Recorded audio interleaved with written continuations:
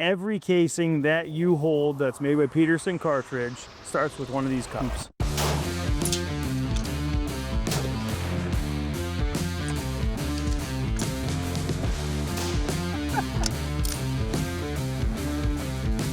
So what we're about to see is the production area of how we make casings. I'm going to show you all the machines we need to make a single piece of brass from cup to finished.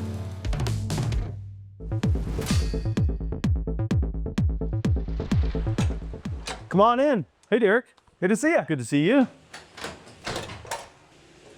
Hey guys, Gavin Gear here from UltimateReloader.com. I'm here with Derek Peterson, president of Peterson Cartridge. Again, thank you so much for having me here. Yeah, glad you guys are here. We're excited to show you the two facilities that we have. We're going to start with the production facility where we make the casings, and then we'll move later on into the inspection facility. So let's get started. Okay, let's do this. These actually just arrived. These are our new cups for the WSM caliber of casings. So this is what you start with. This is what we start with. This will become a shell casing. Every casing that you hold that's made by Peterson Cartridge starts with one of these cups. Very, very cool. Yeah, so some come from domestic suppliers, some come from international suppliers. So when you look around, the wooden crates are domestic and the black drums are international. Gotcha. Yep, and so what you're looking at here is about probably 2 to 3 million pieces of brass cups that are going to be casings. Okay, Yeah. and so before we get into the noisy area, tell me what we're about to see. So what we're about to see is the production area of how we make casings. So we're going to start with a cup. We're going to go through. I'm going to show you all the machines, all 22 of them that we need to make a single piece of brass rifle casing from cup to finished. And that's one line? One of the 3 lines. Okay. So we have one line which does the smallish calibers, one line that does kind of the medium calibers, and one line that does the kind of large and XL size calibers. Okay, well, let's go see it. Yeah. So here we have some more of those cups we were talking about. Yep. So these are the caliber size that we use for the 308 Winchester family. Would that include Creedmoor then? That would include Creedmoor. Okay. And in fact, what we're running here is 22 Creedmoor. Nice. So let's get through it. So the cups go into the first machine, which is a drawing machine. We consider this the front of the line.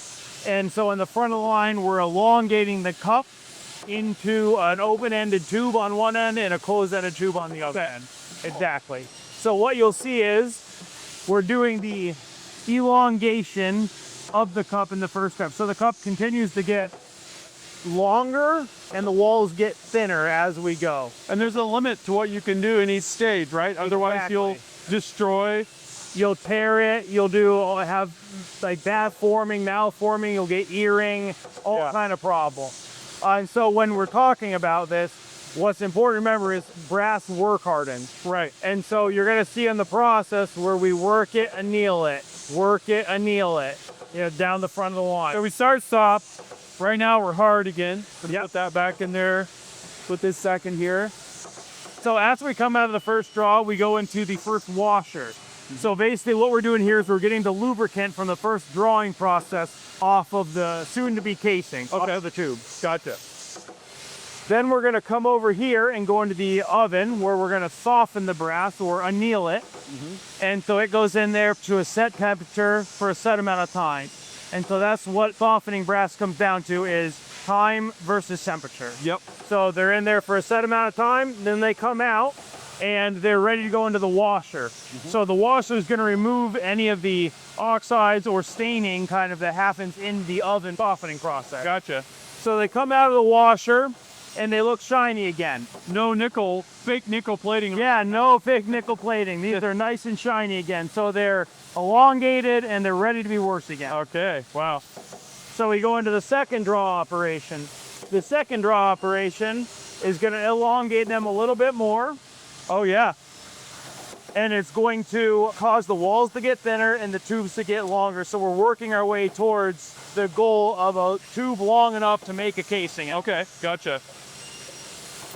We go into the washer again. We're gonna wash off that lubricant. Yep. Back in the ovens to re-anneal them.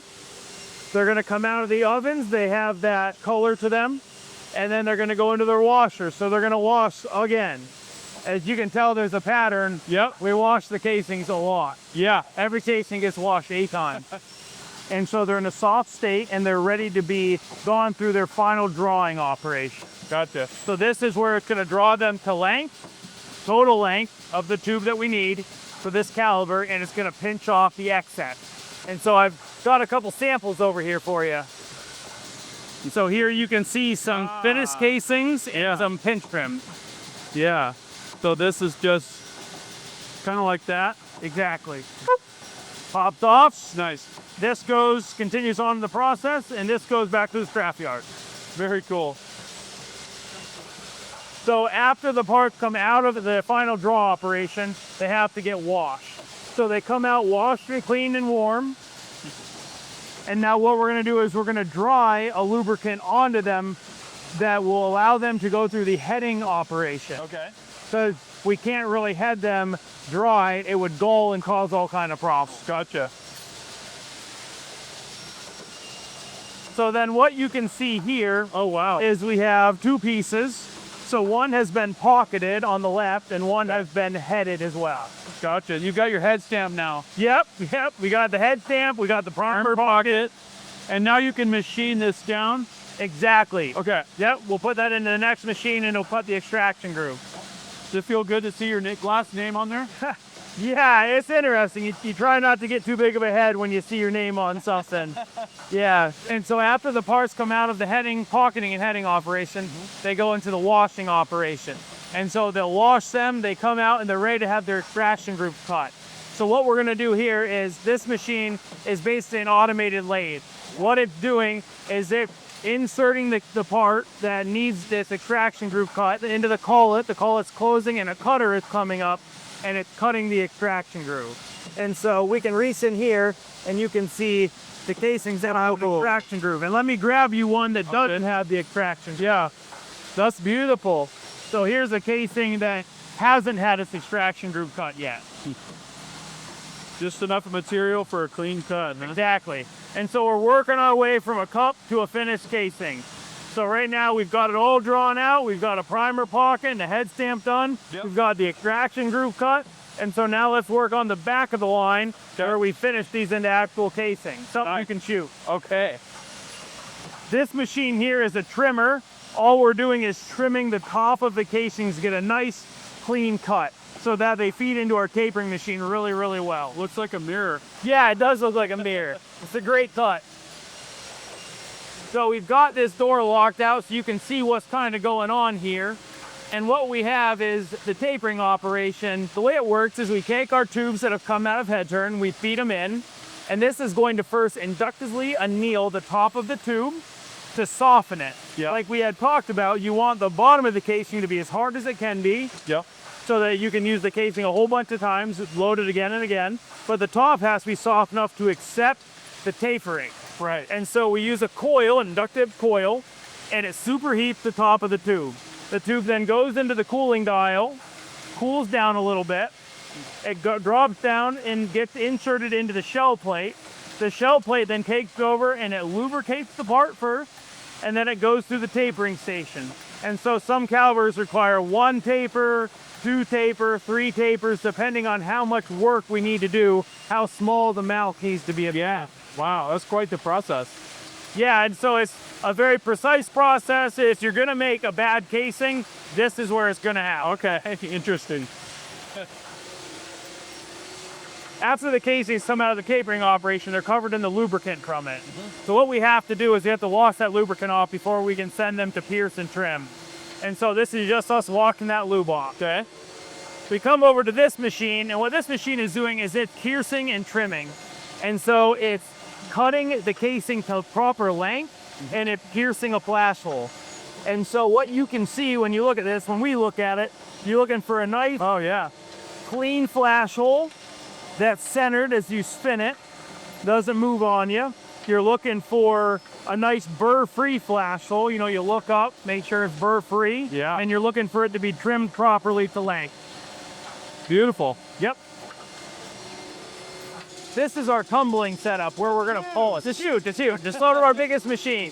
So we use this to polish the casings and give that mirror finish that people have come to expect from Peterson Cartridge. And so we use ceramic spheres. Oh, wow. And a tumbling chemical.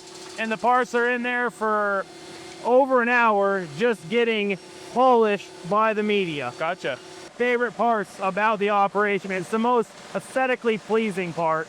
When we empty out the tumbler down the shaker table. Yeah, it's like a gold sifting table. Looks like a sluice box in the mining hoppers. Yep. Nice. Yep. So what this is doing is this shaking the casings and allowing any of the polishing media to get out of the casing. Like a media separator. Exactly. On steroids. This is the same thing as a line and media separator. Right. It's a little bit bigger. A little louder. Little louder. So once these finish coming out, and what you're seeing is the last tail couple pieces coming out, what's going to happen there is they're going to go and they're going to get washed and rinsed again and go into our final mouth and neck re-annealing machine. Gotcha. When the casings come out of the tumbler, they're going to look highly polished. And what these are is these are waiting, ready to go into the final mouth and neck re-annealing machine. And so we'll cut over to that machine and show you how that works. Okay. This machine is our mouth and neck re-anneal. Okay. And so what we're doing, as you work brass, you have to re-anneal it to soften it because brass stores stress. It stores tension. And so if you don't, what will happen is a thing called season cracking. So season cracking basically is where the brass is tapered, you put all of this tension into it and you need to relieve it. And so that's what this machine does. And so that's what leaves our trademark re-anneal line on the casings is this station right here. And so we're gonna superheat the top of the casings, just the top, not down the body at all. We're gonna give good consistent neck tension and they don't crack when stores. Awesome. The final piece in the puzzle for us is our anti-tarnish. Now we add a slight amount of lubricant to it. We've kind of dubbed that our easy seat coating.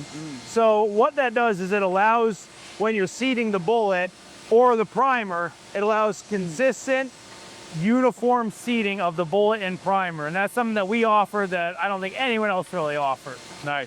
So the parts come out of the final mouth and neck re-anneal machine. They go down into the anti-tarnish. The anti-tarnish is applied to the outside and inside of the casing. And then the anti-tarnish is dried onto the casing and then it's allowed to cool. Okay. Once the casings are completed, they're gonna go into the storage coat to be taken next door into our inspection facility. Okay. So that's what this is.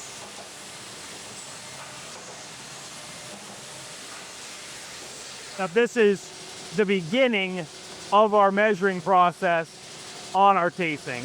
So every casing gets 100% dimensional and visual inspection. But at this point in the game, when we're making them, we're doing a sampling size for all the different casings. Very cool. And so here we have the lab. So this is the nerve center of our production. And so what we're doing in here is this is where our level 2 inspectors, they work and live out of here, using all the tools in this lab to measure the quality of the casings that we're putting out on the production lines. So let's say you switched over from 308 Winchester to 22 Creedmoor.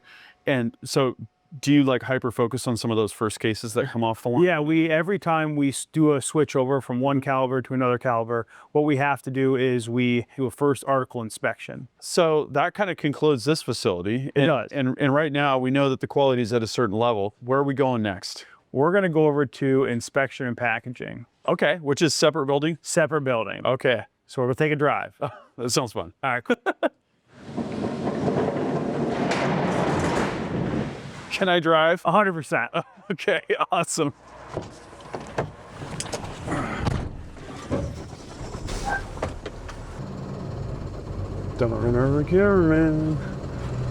Taking a right? Yep. Let's head out there. Thanks a ton. Yep. Appreciate you. Yep, no problem. Thank you for trusting me with your rig. Okay, so here's where the inspection process starts. You're gonna see Then we have casings sitting on the feeding table. They're then going to go into the collation, and then the collation puts them onto a conveyor belt, and then they get fed up. And so here the casings come up the conveyor belt, go on to the pacing wheel plate, and then they get paced off one at a time. This kind of reminds me of a roller coaster, you know? It is. The anticipation and then all the measurement happening over here. Then when the casings come down, they go through the V-crack, they drop down through the laser grid, and it's going to measure 6 different key features of the casing in 8 different locations. While it's sliding down, It's sliding down that fast. Wow. Down to 1/10,000th of an inch. That is impressive. Highly specialized equipment here. Highly specialized. Yeah. Highly specialized. If the casings are good, if they're bad, they get kicked out. Okay. So go into the reject bin. At the end of this run, we will run those rejects back through to see if there was any that were falsely kicked out. But then any good casings, they come here and they get fed into this machine. This is basically a digital human eye. You can see on the screen all the different key features we're trying to measure for on any of our facings. So as we see this refresh, that's each case coming through the process? Every single casing that we produce gets 100% dimensionally and visually inspected. Wow. So the first camera is going to measure the extraction groove a second time. The second one is going to identify the head stamp to make sure that it is the proper caliber and we're not mixing up caliber. Wow. The next camera is going to look for the mouth being out of round. It's also going to look for any kind of debris inside the casing, and it's going to measure the wall thickness of the facing neck. The next camera is looking for surface defects, as is the last camera. One uses video and one uses lasers. Wow, and is this information being captured Every in your single part. records? Yep, every single part Wow. gets captured. That's amazing. Yep. You can see that the casings that are kicked out for each reason that they might get kicked out for, they're categorized, and then we can inspect them further when we need to. So this one says mouth rejects. Do you mind if I pick one? Yeah, go ahead. And sure enough, there's a slight little dent there. A little flat spot. That's amazing. So someone can go through if they're going to fix that and know that that's The only thing they need to fix. boom. And then you can send it back through the system and make sure it's good. Exactly. Awesome. Once a casing makes it all the way through the system, having been dimensionally inspected and visually inspected, it gets kicked out into the good buckets. So the good buckets are being counted by the machine, so we know exactly how many parts go into each bucket. When the machine hits the proper number, then it automatically switches over to the other bucket. Wow, that's super cool. The final step in the inspection process is we have the good casings that have been inspected. They come over, they get their certificate of conformance, and they get a desiccant pack thrown into them to make sure the casings stay nice, fresh, and shiny for the end consumer.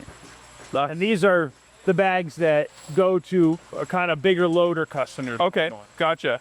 So if I'm a boutique ammunition manufacturer, this is what I'm going to get. Exact. And I'm going to load my ammo, box it up my own way, and sell it. Yep. And then when we go to package our retail boxes, we pull from these bags also. Okay, gotcha. So what you've seen over at the inspection system is that every now and again a casing will get kicked out for some kind of defect or suspected defect. Those casings are going to come to the hand inspectors. What the hand inspectors are doing is they're going through the casings that were kicked out by the automated inspection to verify, are these casings actually good? Do they actually have a defect? If they have a defect, get it sorted into the proper bin, and if they are good, then they get put in the good bags and they go along with the rest of their casings. And all casings are kept by the QC. Every QC, which is there's a lot, which is kind of the hierarchy, and then there's a QC.